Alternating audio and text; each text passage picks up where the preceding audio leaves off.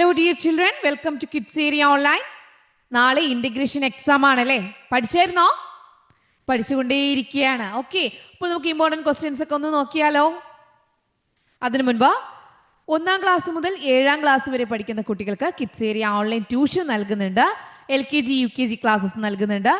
Malayalam, English, Hindi ഇവ എഴുതാനും വായിക്കാനും ബുദ്ധിമുട്ടുള്ള കുട്ടികൾക്ക് അവർക്കും ക്ലാസ്സസ് നൽകുന്നുണ്ട്. സൂമിൽ ലൈവായിട്ടാണ് ക്ലാസ് വരിക. റെക്കോർഡ് ക്ലാസ്സസും അവൈലബിൾ ആണ്. ഫീസ് നൽകിയാണ് പഠിക്കുവാനുള്ളത്. താല്പര്യമുള്ളവർ ഇവിടെ നൽകിയിട്ടുള്ള വാട്സപ്പ് നമ്പറിൽ മെസ്സേജ് അയക്കേണ്ടതാണ്. WhatsApp number 9746487799. ക്ലാസ്സിലേക്ക് പോകാം. ഒരു ഇമ്പോർട്ടൻ്റ് ആയിട്ടുള്ളൊരു ക്വസ്റ്റ്യൻ ആണ്. വില വിവര പട്ടിക തന്നിട്ട് അതിൽ നിന്ന് സാധനങ്ങൾ വാങ്ങുന്നത്. ഓക്കെ, ഇവിടെ നോക്കിയേ, സാധനങ്ങളുടെ പേരുകൾ നൽകിയിട്ടുണ്ട്. ഇംഗ്ലീഷ് മീഡിയം കുട്ടികൾക്ക് ഇംഗ്ലീഷിൽ പറഞ്ഞു തരാം. സാധനങ്ങളുടെ പേരുകൾ നൽകിയിട്ടുണ്ട്. ഏതൊക്കെയാണ്? ബലൂൺ, ക്രയോൺ, മാല, വള, കമ്മൽ, കളിത്തോക്ക്, പാവ, മുഖമൂടി. ഇങ്ങനെ ഇവിടെ ഈ കടയിലുള്ള സാധനങ്ങളെല്ലാം നൽകിയിട്ടുണ്ട്. ഓക്കെ, അതിൻ്റെ വിലയും വലതുവശത്ത് നൽകി. ബലൂൺ 15 രൂപയാണ്, ക്രയോൺ 10 രൂപയാണ്, മാല 25 രൂപ, വള 12 രൂപ, കമ്മൽ 20 രൂപ, കളിത്തോക്ക് 28 രൂപ, പാവ 24 രൂപ, മുഖമൂടി 30 രൂപ. ഇങ്ങനെ വിലയും തന്നിട്ടുണ്ട്. ഓക്കെ, ഇവിടെ നീതുവിൻ്റെ കയ്യിൽ നീതുവും അതിലും കൂടി പോവാണ്, സാധനങ്ങൾ വാങ്ങാനായിട്ട് പോവാണ്. നീതുവിൻ്റെ കയ്യിൽ 2 10 രൂപ നോട്ടുകളുണ്ട്, ഒരു 20 രൂപ നോട്ടും ഉണ്ട്. അപ്പോൾ മുഴുവൻ തുക ഉപയോഗിച്ച് സാധനങ്ങൾ വാങ്ങാൻ തീരുമാനിച്ചു. 10 റുപ്പീസും 20 റുപ്പീസും ആണ് ഉള്ളത്. 10 റുപ്പീസ് 20 റുപ്പീസ്. അപ്പോൾ നീതുവിൻ്റെ കയ്യിലുള്ളത് 10 റുപ്പീസും ഉണ്ട്, 20 റുപ്പീസും ഉണ്ട്. നീതുവിൻ്റെ കയ്യിൽ 10 റുപ്പീസും ഉണ്ട്, 20 റുപ്പീസും ഉണ്ട്. അങ്ങനെയാണെങ്കിൽ ടോട്ടൽ എത്ര രൂപയുണ്ട്? 30. അപ്പോൾ ഈ 30 റുപ്പീസിനും നീതു എന്ത് ചെയ്യാൻ തീരുമാനിച്ചു? സാധനങ്ങൾ വാങ്ങാൻ തീരുമാനിച്ചു 30 റുപ്പീസിന്. അങ്ങനെയാണെങ്കിൽ 30 റുപ്പീസിന് ഏതൊക്കെ സാധനങ്ങൾ വാങ്ങാൻ കഴിയും? 30 റുപ്പീസിന് ഏതൊക്കെ സാധനങ്ങൾ വാങ്ങാൻ കഴിയും? 20 രൂപയ്ക്കും 10 രൂപയ്ക്കുള്ള സാധനം വാങ്ങിയാൽ, കമ്മലും ക്രയോണും വാങ്ങിയാൽ എന്തായി? 30 രൂപയായി. വേറെ എന്താ വരിക? വേറെ എന്ത് സാധനം വാങ്ങാൻ കഴിയും? 30 രൂപയ്ക്കാണ് സാധനം വാങ്ങേണ്ടത്. 20ഉം 10ഉം 30. വേറെ എന്ത് മേടിക്കാൻ കഴിയും? 2 ബലൂൺ വാങ്ങിയാലും 30 രൂപയായി. അതുപോലെയുള്ള അല്ല, മുഖമൂടി മാത്രം വാങ്ങുകയാണെങ്കിലും 30 രൂപയാണ്. മുഖമൂടി മാത്രം വാങ്ങുകയാണെങ്കിലും 30 രൂപയാണ്. ഓക്കെ, അപ്പോൾ 30 രൂപയ്ക്കും സാധനം വാങ്ങാനായിട്ട് നീതു തീരുമാനിച്ചിട്ടുണ്ട്. അപ്പോൾ ഇതിൽ ഒന്നാമത്തെ ചോദ്യം എന്താണെന്ന് നോക്കാം. നീതുവിൻ്റെ കയ്യിൽ ആകെ എത്ര രൂപയുണ്ട്? ടോട്ടൽ റുപ്പീസ് എത്രയാണ്? 30. അത് എഴുതാൻ എല്ലാവർക്കും അറിയാമല്ലോ, 30. നീതുവിന് വാങ്ങാവുന്ന സാധനങ്ങൾ ഏതൊക്കെ? നീതുവിൻ്റെ കയ്യിൽ 30 രൂപയുണ്ടെങ്കിൽ 30 രൂപ ഉപയോഗിച്ചും നീതു എന്ത് ചെയ്യാണ്? സാധനങ്ങൾ വാങ്ങാനായിട്ട് തീരുമാനിക്കുകയാണ്. അങ്ങനെ നീതു വാങ്ങിയ സാധനങ്ങൾ എന്തൊക്കെ? 30 രൂപയ്ക്ക് സാധനങ്ങൾ വാങ്ങണം. അങ്ങനെയാണെങ്കിൽ നീതുവിന് എന്തൊക്കെ മേടിക്കാം? ഇവിടെ പറഞ്ഞല്ലോ, 30 രൂപയ്ക്ക് സാധനം മേടിക്കണമെങ്കിൽ കമ്മലും മേടിക്കാം, ക്രയോണും മേടിക്കാം. അപ്പോൾ എത്രയായി? 30 രൂപയായി. ഓക്കെ, മനസ്സിലായി? അപ്പോൾ ഏതൊക്കെ? കമ്മലും ക്രയോണും. അതെന്ത് ചെയ്യുക? ഇവിടെ എഴുതുക, കമ്മൽ, ക്രയോൺ. അപ്പോൾ എന്തൊക്കെ മേടിച്ചു? കമ്മൽ മേടിക്കാം. കമ്മൽ എത്ര രൂപയാണ്? 20 രൂപ. ക്രയോൺ മേടിക്കാം, ക്രയോൺ എത്ര രൂപയാണ്? 10 രൂപ. ആകെ എത്ര രൂപ? 30 രൂപ. Okay, next question. അതുലിൻ്റെ കയ്യിൽ 32 രൂപയുണ്ട്. മുഴുവൻ തുക ഉപയോഗിച്ച് അവൻ എന്തൊക്കെ സാധനങ്ങൾ വാങ്ങിയിരിക്കും? അപ്പോൾ അതുലിൻ്റെ കയ്യിലുള്ളത് 32 റുപ്പീസാണ്. 32 രൂപ അതുലിൻ്റെ കയ്യിലുണ്ട്. 32 രൂപ ഉപയോഗിച്ച് എന്തൊക്കെ സാധനങ്ങൾ മേടിക്കാൻ കഴിയും എന്നതാണ് അടുത്ത ചോദ്യം. 32 രൂപ ഉപയോഗിച്ച് എന്തൊക്കെ സാധനങ്ങൾ മേടിക്കാൻ കഴിയും നോക്കാം. കമ്മൽ മേടിച്ചാൽ 20ഉം 10, കമ്മലും വളയും വാങ്ങിച്ചാൽ 32 രൂപയായി. കമ്മലും വളയും വാങ്ങിച്ചാൽ വേറെ എന്തൊക്കെ മേടിക്കാൻ പറ്റും? 32 രൂപ വെച്ച് വേറെ എന്തൊക്കെ മേടിക്കാൻ പറ്റും?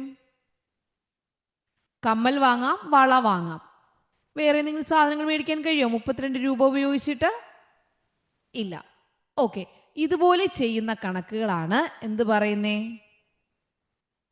വില വിവര പട്ടികയിൽ നിന്നും നമ്മൾ വാങ്ങുന്നത്. പൈസ കൊടുത്ത് എത്ര രൂപയ്ക്ക് സാധനങ്ങൾ വാങ്ങാം, എത്ര രൂപ ഇനി ബാക്കി കയ്യിലുണ്ട്, ഇങ്ങനെയുള്ള ചോദ്യം വന്നാൽ എന്ത് ചെയ്യണം? ഇത് കറക്റ്റായിട്ട് ചെയ്യുക. അപ്പോൾ അതുലിൻ്റെ കയ്യിൽ 32 രൂപയുണ്ട്. മുഴുവൻ തുക ഉപയോഗിച്ചവൻ എന്തൊക്കെ സാധനങ്ങൾ വാങ്ങാം? കമ്മൽ വാങ്ങാം, വള വാങ്ങാം. ഓക്കെ. അടുത്ത ചോദ്യം വരുന്നത് മാലയ്ക്കും കളിത്തോക്കിനും കൂടി ആകെ എത്ര രൂപയാകും? അങ്ങനെയാണെങ്കിൽ എന്ത് ചെയ്താൽ മതി? മാലയ്ക്ക് എത്ര രൂപയാണെന്ന് നോക്കാം. 25. ഇതുപോലൊരു കണക്ക് വന്നാൽ 25. കളിത്തോക്കിന് എത്ര രൂപയാ? 28. 8 + 5 13. 1 എന്ത് ചെയ്യുക? ഇവിടെ കൂട്ടുക. ടോട്ടൽ എത്രയാ? 53. അപ്പൊ ഇങ്ങനെയൊക്കെ ചോദിച്ചാൽ നിങ്ങൾക്ക് കറക്റ്റായിട്ട് ചെയ്യാൻ അറിയാലോ? യെസ്. അപ്പൊ ഇതുപോലൊരു കണക്ക് വന്നാൽ തെറ്റിക്കാതെ ചെയ്യാം കേട്ടോ. കയ്യിൽ ഇത്ര രൂപയുണ്ട്, അത്രയും രൂപ ഉപയോഗിച്ച് എത്ര സാധനങ്ങൾ എന്തൊക്കെ മേടിക്കാനായിട്ട് കഴിയും എന്നൊരു കണക്ക് വന്നാൽ തെറ്റാതെ ചെയ്യുമല്ലോ? യെസ്. അടുത്തൊരു ചോദ്യമാണ്. നോക്കിയേ, പശു പറയാണ് ഞാൻ പശു, പുല്ലും ഇലകളുമാണ് എൻ്റെ ആഹാരം. ഓരോ ജീവികളും അവരെക്കുറിച്ച് പറയാണ്. പൂച്ച എന്ത് പറയും? ചിത്രശലഭം പൂമ്പാറ്റ എന്ത് പറയും? നായ എന്ത് പറയും? കോഴി എന്ത് പറയും? നിങ്ങൾ ശ്രദ്ധിക്കാനുള്ള കാര്യം, ആദ്യം പേരെഴുതുക. ഞാൻ ആരാണ്? അപ്പൊ ഇവിടെ എന്ത് പറയും? പൂച്ച എന്ത് പറയും? ഞാൻ പൂച്ച, ഞാൻ പൂച്ച. പൂമ്പാറ്റ എന്ത് പറയും? ഞാൻ പൂമ്പാറ്റ. ഓക്കെ. നായ എന്ത് പറയും? ഞാൻ നായ. കോഴി എന്നെങ്കിൽ എന്ത് പറയും? ഞാൻ കോഴി. ഓക്കെ. അടുത്ത എന്ത് സെന്റൻസ് എഴുതാം? ഞാൻ പൂച്ച. എന്നെ നിങ്ങൾ വീട്ടിൽ വളർത്താറുണ്ട്. എന്നെ നിങ്ങൾ വീട്ടിൽ വളർത്തും. അപ്പൊ വീട്ടിൽ വളർത്തുന്നവർക്ക് എന്ത് എഴുതാം? നായക്ക് സെന്റൻസ് എഴുതാം, കോഴിക്ക് എഴുതാം. എന്നെ നിങ്ങൾ വീട്ടിൽ വളർത്തും. പൂച്ചയാണെങ്കിൽ എന്ത് പറയാം? എലികളുടെ ശത്രുവാണ് ഞാൻ. എലികളുടെ ശത്രുവാണ് ഞാൻ. എലികളുടെ ശത്രുവാണ് ഞാൻ. എനിക്ക് എനിക്ക്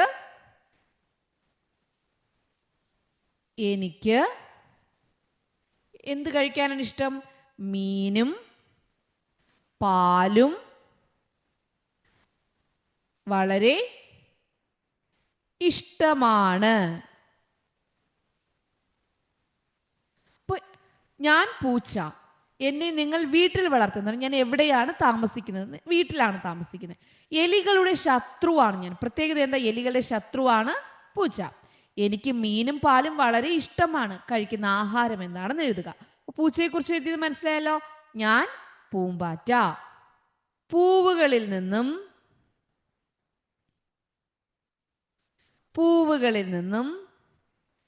ഞാൻ തേൻ നുകരാറുണ്ട്. പൂവുകളിൽ നിന്നും ഞാൻ തേൻ കുടിക്കാറുണ്ട്.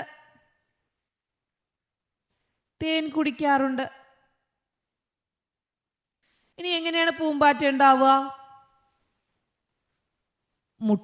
മുട്ടയിൽ നിന്നും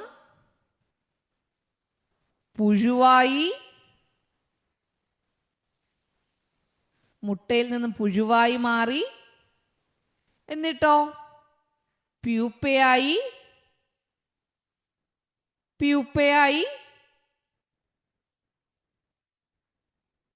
ഞാൻ പൂമ്പാറ്റയായി മാറും. നിങ്ങൾ നിങ്ങളുടെ സെന്റൻസിൽ എഴുതുക കേട്ടോ. പൂമ്പാറ്റയായി മാറും. മുട്ടയിൽ നിന്ന് പുഴുവാകും, പുഴുവിൽ നിന്ന് പ്യൂപ്പയാവും, പ്യൂപ്പയിൽ നിന്ന് പൂമ്പാറ്റയായി മാറും. വേറെന്ത് ചെയ്താൽ? ഞങ്ങൾ പല നിറങ്ങളിലുണ്ട്. ഞങ്ങളെ കാണാൻ ഞങ്ങൾ പല നിറങ്ങളിലുണ്ട്. അതൊക്കെ എന്ത് ചെയ്യാം? എഴുതാം. നായയെക്കുറിച്ച് എഴുതാലോ? ഞാൻ പൂച്ച, എന്നെ നിങ്ങൾ വീട്ടിൽ വളർത്തും, വീട് കാവലാണ് എൻ്റെ ജോലി, എനിക്ക് എല്ലും നല്ല ഇഷ്ടമാണ്.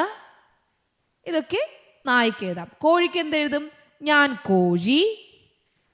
ഞാൻ ഇവിടെ നമുക്ക് എഴുതാം കേട്ടോ. പൂച്ച എന്താ? പ്രസവിച്ചല്ലേ കുഞ്ഞുങ്ങളെ വളർത്തുന്നത്. ഞാൻ കുഞ്ഞുങ്ങളെ പ്രസവിച്ചാണ് വളർത്തുന്നത്. നായ്ക്കും പറയും ഞാൻ കുഞ്ഞുങ്ങളെ പ്രസവിച്ചാണ് വളർത്തുന്നത്. കോഴി എന്ന് പറയും? ഞാൻ മുട്ടയിട്ടാണ് കുഞ്ഞുങ്ങളെ വിരിയിക്കുന്നത്. ഞാൻ മുട്ടയിട്ടാണ് കുഞ്ഞുങ്ങളെ വിരിയിക്കുന്നത്. ഞാൻ കോഴി, ഞാൻ മുട്ടയിട്ടാണ് കുഞ്ഞുങ്ങളെ വിരിയിക്കുന്നത്. അടുത്തെന്ത് പറയാം? വിരിയിക്കുന്നത്. ഞാൻ നിങ്ങൾക്ക് മുട്ടയും ഇറച്ചിയും നൽകാറുണ്ട്. ഞാൻ നിങ്ങൾക്ക് മുട്ടയും ഇറച്ചിയും നൽകും. മുട്ടയും ഇറച്ചിയും നൽകും. ടീച്ചർ സ്പീഡിൽ എഴുതുവാണ്, നിങ്ങൾക്ക് മനസ്സിലാവാൻ വേണ്ടിയിട്ട് കേട്ടോ. നാളെ ചോദിച്ചാൽ എഴുതുക. ഞാൻ കോഴി, ഞാൻ മുട്ടയിട്ടാണ് കുഞ്ഞുങ്ങളെ വിരിയിക്കുന്നത്. ഞാൻ നിങ്ങൾക്ക് മുട്ടയും ഇറച്ചിയും നൽകും. ഞങ്ങൾ പക്ഷിയാണ് എങ്കിലും കുറച്ച് മാത്രമേ പറക്കാറുള്ളൂ. ഞങ്ങൾ പക്ഷിയാണെങ്കിലും കുറച്ച് മാത്രമേ പറക്കാറുള്ളൂ. കുറച്ച് മാത്രമേ പറക്കാൻ കഴിയൂ. കുറച്ച് മാത്രമേ പറക്കാൻ കഴിയൂ. എന്തൊക്കെയാ കഴിക്കാൻ ഇഷ്ടം? അരിയും വിത്തുകളും മണ്ണിലെ പുഴുക്കളുമാണ് ഞങ്ങൾക്ക് കഴിക്കാൻ ഇഷ്ടം. അപ്പൊ ഭക്ഷണം കൂടി എന്ത് എഴുതുക? എന്തൊക്കെയാണ് ആഹാരം? മണ്ണിലെ പുഴുക്കൾ, വിത്തുകൾ, അരി, ഇവയൊക്കെ കഴിക്കാനാണ് ഞങ്ങൾക്ക് ഇഷ്ടം. ഓക്കെ, ഇങ്ങനെ കോഴിയെക്കുറിച്ച് എഴുതാം. മനസ്സിലായോ? അപ്പൊ ഇങ്ങനെ ഒരു ക്വസ്റ്റ്യൻ വന്നാൽ തെറ്റാതെ എഴുതുമല്ലോ. പശുവിനെ കുറിച്ച് പറഞ്ഞു. പശുവാണ്. പശുവിന്റെ ആഹാരം എന്താണെന്ന് പറഞ്ഞു. അടുത്തെന്ത് എഴുതാം? കുഞ്ഞുങ്ങളെ പ്രസവിച്ചാണ് വളർത്തത്. ഞാൻ നിങ്ങൾക്ക് പാൽ തരും. ഞാൻ നൽകുന്ന ചാണകം എന്താണ്? ചെടികൾക്ക് ഔഷധമുള്ളതാണ് എന്നൊക്കെ പറഞ്ഞ് എഴുതാം. ഓക്കെ. പൂച്ച എന്താണ്? വീട്ടിൽ വളർത്തും. എലികളുടെ ശത്രുവാണ്. എനിക്ക് മീനും പാലും വളരെ ഇഷ്ടമാണ്. പൂമ്പാറ്റ, നായയും എന്താണ്? ഇതുപോലെ എഴുതാം. കോഴി എന്താണ്? ഞാൻ കോഴി, ഞാൻ മുട്ടയിട്ടാണ് കുഞ്ഞുങ്ങളെ വിരിയിക്കുന്നത്. ഞാൻ നിങ്ങൾക്ക് മുട്ടയും ഇറച്ചിയും നൽകും. ഞങ്ങൾ പക്ഷിയാണെങ്കിലും കുറച്ച് മാത്രമേ പറക്കാൻ കഴിയൂ. ഞങ്ങൾ അരിയും വിത്തുകളും മണ്ണിലെ പുഴുക്കളുമാണ് ഞങ്ങൾക്ക് ഇഷ്ട ഭക്ഷണം. ഇങ്ങനെയൊക്കെ എഴുതാൻ അറിയാലോ? യെസ്. ഇവിടെ നോക്കി, സഞ്ചാര രീതികൾ. എങ്ങനെ സഞ്ചാര രീതികളെ തിരിക്കാം? ഇഴയുന്നവ, വേറെ എന്തുണ്ട്? നടക്കുന്നവ,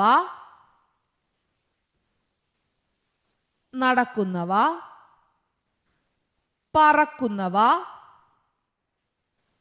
ഇവിടെ നീന്തുന്നവയില്ല, അതുകൊണ്ട് നീന്തുന്നവ എഴുതുന്നില്ല. പറക്കുന്നവ. ഇഴയുന്നവ എന്തൊക്കെയുണ്ട്? ഒച്ച എങ്ങനെയാ പോവാ? ഇഴഞ്ഞാണ് പോവാ. പാമ്പ് എങ്ങനെയാ പോവാ? ഇഴഞ്ഞാണ് പോവാ. പല്ലി എങ്ങനെയാ പോവാ? ഇഴഞ്ഞാണ് പോവാ. ഓക്കെ.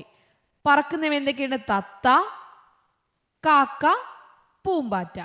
നടക്കുന്നവ എന്തൊക്കെയുണ്ട്? അണ്ണാൻ, മാൻ, അണ്ണാൻ, ഉറുമ്പ്, മുയൽ. ഓക്കെ, മനസ്സിലായോ? ഇതുപോലെ തരംതിരിച്ച് എഴുതാനായിട്ട് അറിയാലോ. സഞ്ചാര രീതി അനുസരിച്ച് ജീവികളെ തരംതിരിക്കാൻ അറിയാലോ. അതുപോലെ ടീച്ചർ കഴിഞ്ഞ 2-3 ക്ലാസ്സുകളിൽ പഠിപ്പിച്ചിട്ടുണ്ട്. 2 ക്ലാസ്സിലൊക്കെ ഇന്റഗ്രേഷൻ 1, 2 ഉൾപ്പെടുത്തിയിട്ടുണ്ട്. തെങ്ങിനെ കുറിച്ച് എഴുതുക. കഴിഞ്ഞ ക്ലാസ്സിൽ നോക്കിയായിരുന്നു. വാഴയെ കുറിച്ച് എഴുതുക. അതൊക്കെ ഇമ്പോർട്ടൻ്റ് ആണ് കേട്ടോ. അത് പഠിച്ചിട്ട് പോണേ. തെങ്ങിനെ കുറിച്ച് എഴുതുന്നതും വാഴയെ കുറിച്ച് എഴുതുന്നതും ടീച്ചർ കഴിഞ്ഞ ക്ലാസ്സിലും അതിൻ്റെ അങ്ങേ ക്ലാസ്സിലും ഏതോ ഒരു ക്ലാസ്സിൽ ടീച്ചർ പഠിപ്പിച്ചിട്ടുണ്ട്. അതൊക്കെ ഇമ്പോർട്ടൻ്റ് ആണ്, പഠിച്ചിട്ട് പോകണം കേട്ടോ. ഓക്കെ. വിവരണം എഴുതുക. വിവരണം എഴുതാൻ പറഞ്ഞാൽ എങ്ങനെ എഴുതാം? ഇതൊരു ചിത്രം നൽകിയിട്ടുണ്ട്. ചിത്രം നൽകിയ ശേഷം വിവരണം എഴുതുക. എങ്ങനെയാ വിവരണം എഴുതുക? നിങ്ങൾ ഇവിടെ കാണുന്നത് എഴുതുന്നതാണ് വിവരണം. ഇവിടെ എന്തൊക്കെയാണോ ഈ ചിത്രത്തിൽ കാണുന്നത് അത് എഴുതുക. എന്താണ്? പശു പുല്ലുമേയുന്നു,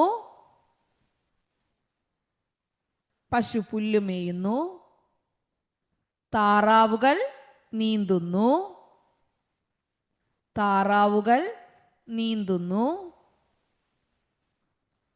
കിളികൾ ആകാശത്തിൽ പറക്കുന്നു,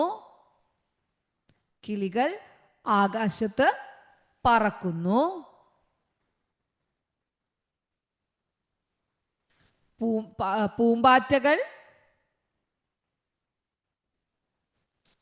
പാറിക്കളിക്കുന്നു അല്ലെങ്കിൽ തേൻ നുകരുന്നു. ഇതൊക്കെ എഴുതാട്ടോ. മീനുകൾ ചാടിക്കളിക്കുന്നു. ഇതൊക്കെ നിങ്ങൾ എന്തൊക്കെയാണോ ഇവിടെ കാണുന്നത് ഇതൊക്കെ നിങ്ങൾക്ക് എന്ത് ചെയ്യാം? എഴുതി ചേർക്കാം. ഇതൊരു നല്ല മനോഹരമായ ചിത്രമാണ് എന്നുകൂടി എഴുതാം. ഓക്കെ. പ്രകൃതിയുടെ മനോഹരമായ പ്രകൃതി ചിത്രമാണ്. മനോഹരമായ ഒരു പ്രകൃതി ചിത്രമാണ്. അതുകൂടി എഴുതിയാൽ നല്ലതാണ്. അപ്പോൾ ഈ വിവരണം എഴുതുക എന്ന് പറഞ്ഞാൽ നിങ്ങൾ ഈ ചിത്രത്തിൽ എന്തൊക്കെ കാണുന്നോ അതെല്ലാം എന്ത് ചെയ്യുക? വാക്യങ്ങളായി എഴുതുക. ഓക്കെ. യെസ്. അപ്പോൾ എക്സാം നല്ലതുപോലെ എഴുതുമല്ലോ. ടീച്ചർ പറഞ്ഞത് ഓർമ്മിക്കുക. കഴിഞ്ഞ ക്ലാസ്സിലൊക്കെ ടീച്ചർ എന്താണ് തെങ്ങിനെ കുറിച്ചും വാഴയെക്കുറിച്ചും പഠിപ്പിച്ചിട്ടുണ്ട്. വാഴയുടെ പ്രത്യേകതകൾ, തെങ്ങിൻ്റെ അത് നോക്കിയിട്ട് പോകണം കേട്ടോ. Okay children, bye bye, thank you.